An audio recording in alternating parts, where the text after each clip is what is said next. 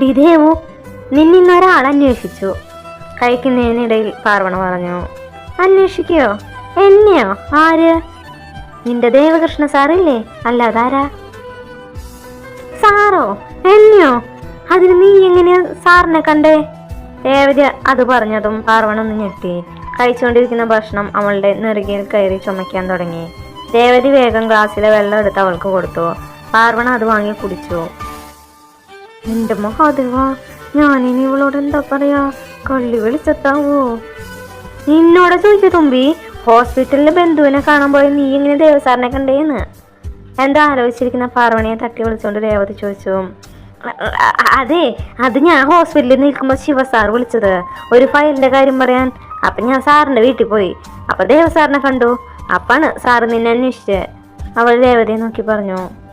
എന്നിട്ട് നീ എന്താ പറഞ്ഞേ? ഞാൻ എന്തു പറയാൻ, നീ വീട്ടിലുണ്ടെന്ന് പറഞ്ഞു. അപ്പൊ സാറ് നിന്റെ വീട് എവിടെയാന്ന് ചോദിച്ചു.